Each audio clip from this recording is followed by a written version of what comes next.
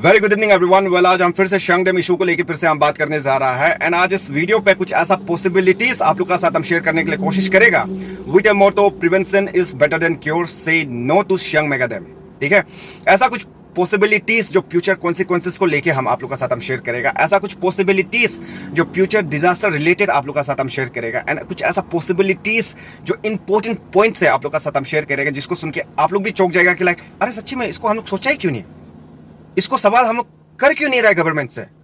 तो इसीलिए मेरा ये वीडियो को शुरू से लेके खत्म तक देखने के लिए कोशिश कीजिएगा तो understand better what I am trying to say on regarding say no to Siang mega dam. ठीक है, यहां पे कुछ potential negative impacts of Siang mega dam. ठीक है, कि शंग मेगाडेम बनेगा तो क्या होगा। सबसे पहला point, displacement and social disruption. हमारे जो लैंड इफेक्टेड एरियाज के जो वहां के जो पब्लिक है, they are not only 1 to 100, there are thousands of people there. तो सबसे पहले उन लोग क्या होगा, डिस्प्लेस हो जाएगा, उन लोग का जमीन जायदाद तो डूब जाएगा, उन लोग को वहां से इविक कर देगा, इविक्शन कर देगा। तो उन लोग जाके कहाँ बैठेगा, दूसरा का जगह में बैठेगा, may be in other district. So they will be like refugee. So why we want to make our people look like a refugee, सबसे पहला पॉइंट। एंड यहाँ पे क्या होगा कि लाइक ये डिस्प्लेसमेंट एंड सोशल डिस्ट्रप्शन का अंदर में ही आता है। यहाँ पे हम लोग का कल्चरल जो हेरिटेज है, ट्रेडिशनल लैंड्स है, एंड जो ये जो खेती बाड़ी हम लोग करके आया है, जिस जमीन पे हम लोग खाना पीना खेती बाड़ी करके आया है, वो सब गायब हो जाएगा। वहां पे सिर्फ आई बिलीव आदि सिर्फ नहीं रहता है, गालो भी रहता है एंड ईदो मिस्मी भी रहता है। So it will be effecting many others also. तो why to construct mega dam forcefully, है कि ना। एंड फिर ये दूसरा पॉइंट है, ये है इकोलॉजिकल डिस्ट्रक्शन। ठीक है, यहाँ पे सबसे पहला पॉइंट इकोलॉजिकल डिस्ट्रक्शन में होगा कि लाइक यहाँ पे जो पोरस है, एग्रीकल्चर लैंड है, बायोडाइवर्सिटी के जो हॉटस्पॉट है, वो समर्ज हो जाएगा, डूबने वाला है। जिस पोरस पे आपका पूर्वज, आपने और आप चाहता है कि लाइक आपका नेक्स्ट जनरेशन भी वहां पे घूमो फिरो, देखो, खेती बाड़ी करो, वो जमीन ही गायब हो जाएगा तो क्या फायदा, है कि नहीं। एंड फिर वहां के जो एक्वेटिक लाइफ जो है, मछली लोग का होता है, एंड जो मछली का माइग्रेशन होता है जिस नदी से, उसको भी इफेक्ट पड़ने वाला है। So it will be effecting biologically and ecologically also, है कि ना। एंड फिर यहाँ में जो तीसरा पॉइंट है, ये कुछ ज्यादा ही इंपॉर्टेंट है, इसको आप लोग ध्यान से सुनने के लिए कोशिश कीजिएगा। ये है सेismic रिस्क। ये अर्थक्वेक रिलेटेड है। इंडिया में दो टाइप ऑफ अर्थक्वेक होता है, वो है zone 2 and zone 5। And zone 5 is the dangerous one and Arunachal comes under zone 5. तो सोच के देखो, Arunachal Pradesh is in seismic zone 5, most earthquake prone area, state as a whole. A mega dam here increases the risk of dam failure during earthquakes. तो सोच के देखो, high magnitude का earthquake कल को होता है हमारा स्टेट में या तो पड़ोसी स्टेट पे, तो जिस जगह पे डैम बना है वो तो जमीन खिसक जाएगा या तो डैम टूट जाएगा। तो what will be happening, so we will be water bombing ourself, we will be water bombing our people. So why to do that, है कि नहीं। तो ये जो तीसरा पॉइंट है, ये जो सेismic रिस्क को हम थोड़ा सा एलाबोरेट करने के लिए कोशिश करेगा आप लोग को। देखो यहाँ पे देखो, हमने जिस थोड़ा देर पहले कहा है कि लाइक हमारा इंडिया में 2 टाइप्स ऑफ जोन होता है अर्थक्वेक का, वो है जोन 2 एंड जोन 5। ठीक है, जोन 5 ऐसे भी करता है, ऐसे भी करता है, तो don't get confuse between 2 and 5। तो यहाँ पे ये कि like Arunachal Pradesh lies entirely in seismic zone 5, the highest risk category for earthquakes. तो अर्थक्वेक हम लोग का यहाँ पे लो मैग्नीट्यूड पे हम लोग महसूस करता है, जो बाहर कंट्री पे होता है, बांग्लादेश, म्यांमार में होता है, नेपाल, चाइना, तिब्बत में होता है, तो हम लोग महसूस करता है कि नहीं। तो फ्यूचर में अगर हाई मैग्नीट्यूड का अगर अर्थक्वेक हम लोग का यहाँ हो जाएगा, तो यहाँ जितना बड़ा बड़ा बिल्डिंग बना है, डैम बना है, उन लोग तो ऐसा ही डिस्ट्रॉय हो जाएगा, है कि ना। एंड यहाँ पे जो frequent tremors and historical high magnitude earthquake has been recorded in the region. ये कुछ हिस्ट्री रिलेटेड है, तो हिस्ट्री को लेके भी आप लोग को हम बताने के लिए कोशिश करेगा कि लाइक हिस्टोरिकली अरुणाचल पे अर्थक्वेक मीन्स माने सबसे भयानक अर्थक्वेक कब कब हुआ था, वो आप लोग को हम बताने के लिए कोशिश करेगा। ईयर मैग्नीट्यूड लोकेशन इम्पैक्ट बताएगा आप लोग को। साल को बताएगा, उसका मैग्नीट्यूड क्या था एंड लोकेशन कहाँ हुआ था एंड उसका इम्पैक्ट क्या पड़ा था, वो सब चीज़ को आप लोग को हम बताएगा। सबसे पहला 1950 पे हुआ था 8.6 मैग्नीट्यूड ऑफ अर्थक्वेक। लोकेशन कहाँ पे था? Assam Tibet border near Arunachal. तो इसका इम्पैक्ट क्या था? One of the strongest recorded earthquake in the world. Massive landslides हुआ है, फ्लड्स आया है एंड डिस्ट्रक्शन हुआ है। एंड कल को जाके इसी तरह फिर से 8.9 magnitude, may be more than that आएगा। तो जहां डैम बना है, ऊपर का जमीन पहाड़ टूट के गिरेगा, तो वहां का वाटर लेवल फ्लड में बन के आएगा, है कि नहीं? तो क्या डैम को प्रॉब्लम नहीं हो सकता है? ऑब्वियसली होगा। एंड सेकेंड में है 1991, जहां पे 6.0 मैग्नीट्यूड का अर्थक्वेक हुआ था अलोंग सुबनसिरी रिवर। और इसका इंपैक्ट क्या पड़ा था? इंफ्रास्ट्रक्चर डैमेजेस एंड लैंडस्लाइड्स हुआ था। एंड जो तीसरा हाईएस्ट मैग्नीट्यूड ऑफ अर्थक्वेक हुआ था वो है 2016 में 6.1 इंडो म्यांमार बॉर्डर में हुआ था, felt across Arunachal and north east India. तो ये हिस्टोरिकल फैक्ट है जिसको हमने रिसर्च करके आप लोग को हम शेयर कर रहा है। तो सोच के देखो, this might be the future consequences and this might be the future disaster that might be happening not only on that mega dam, also even in other districts too. तो इसीलिए ये चीज को हम लोग को थोड़ा ध्यान देना पड़ेगा। एंड साथ ही साथ यहाँ पे जो हमारा यहाँ के जो इंडिजिनियस लोग जो है, स्पेशली हमारा जो आदि कम्युनिटीज, जो वहाँ के जो लैंड अफेक्टेड एरियाज के लोग जो है, उन लोग इसको अपोज क्यों कर रहा है, इसको भी हम जिस थोड़ा से आप लोग को हम हाईलाइट करने के लिए कोशिश करेगा। तो देखो, इसीलिए अपोज कर रहा है कि लाइक सबसे पहला तो इंडिजिनियस जो आदि कम्युनिटी लोग के हैं, उन लोग का जो एंसेस्ट्रल लैंड है उसको उन लोग खो देगा। The dam would submerge traditional homes, farm lands and sacred forest.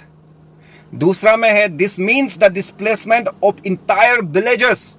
एक विलेज ने, entire village, many other villages too. A trauma for communities that have lived here for generations. तो चलो इस जनरेशन में तो जोर जबरदस्ती गवर्नमेंट अगर बना देगा तो आने वाला जो जनरेशन है, क्या उन लोग क्या मजा बैठेगा कि अरे हम लोग का जमीन में ऐसा बना? Even our coming generation will face the trauma.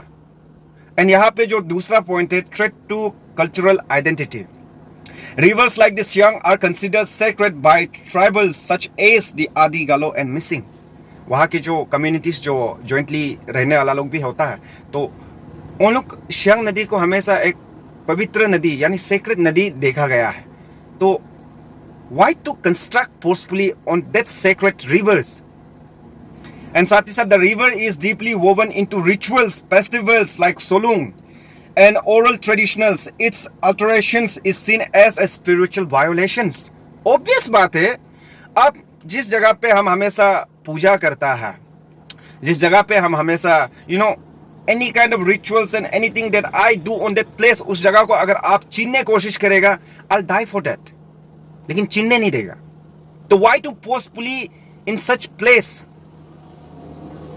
ध्यान में आप सुनिएगा। यहां पे तीसरा पॉइंट है इकोलॉजिकल कंसर्न्स।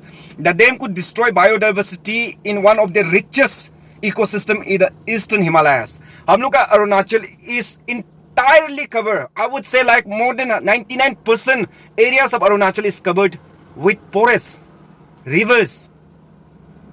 तो हमने आप लोग को पहले भी कहा था कि लाइक जो सेंट्रल गवर्नमेंट है, उन लोग नॉर्थ ईस्ट को वर्जिन स्टेट, एक मनी मेकिंग, रेवेन्यू जनरेट करने का एक बैंक देके रखा हुआ है कि यहाँ पे फॉरेस्ट कहीं भी खोल दिया, डैम कहीं भी बना दिया, वाइल्ड लाइफ सेंचुरी कहीं भी खोल दिया, but they will never see what will the impact that will be happening under those things.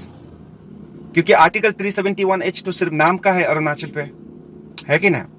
I'll get to that. तो यहाँ पे क्या होगा कि लाइक तीसरा जो दूसरा ये इकोलॉजिकल कंसर्न में ही आता है। Local fear landslide, loss of forest species, जानवर लोग है, and impact on agriculture and fishery, है कि नहीं? वो पहले भी हम बताया था, आप लोग को थोड़ा से इनलाइटन करने के लिए हमको थोड़ा एलाबोरेट करना पड़ रहा है।